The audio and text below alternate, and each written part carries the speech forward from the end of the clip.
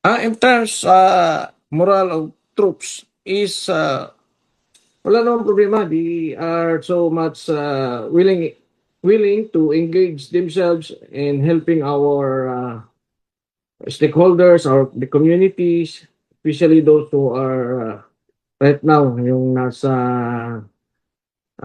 naghihirap pa, no? Kasi meron pa tayong mga structures na totally collapse, yung mga daan na bumagsak, no?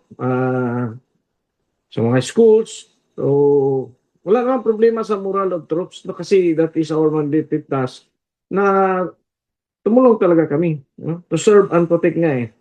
So while serving, also we are protecting them sa kanilang mga properties na walang mangyaring nakawan, no?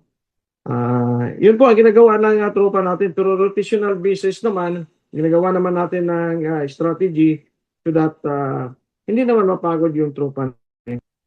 So, kami nga dito sa regional headquarters, so nagkaroon din ng crack.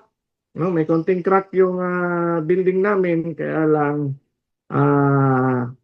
ang advice sa amin, konting ang advice sa amin sa engineering unit ay pwede naman siyang i-occupy but meron pa kasing mga malalakas na aftershocks, no?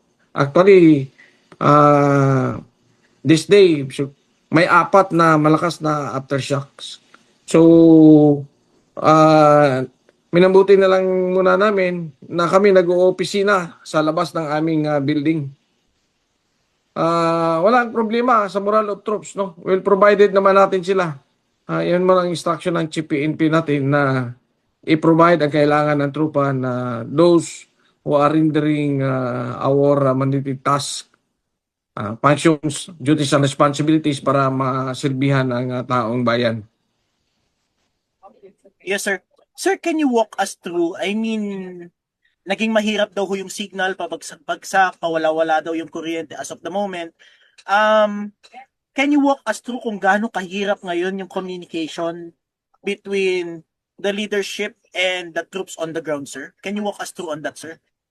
Ay, yung totoo talaga, no, yung sa signal, no, yung sa telco, may problema din kami doon, no, using yung internet, yung sa data natin, ay pabagsak-bagsak, no, fluctuating talaga. Kasi meron namang mga outlines na bumagsak. So siguro yun siguro naging dahilan. Dahil yung kuryente natin dito ay hindi pa stable. That is why isa siguro yan sa mga factors na nagkaroon ng problema yung signal natin sa telco at saka sa itong internet. Pero meron naman kaming alternate device. Itong ginagamit namin yung handheld radios namin.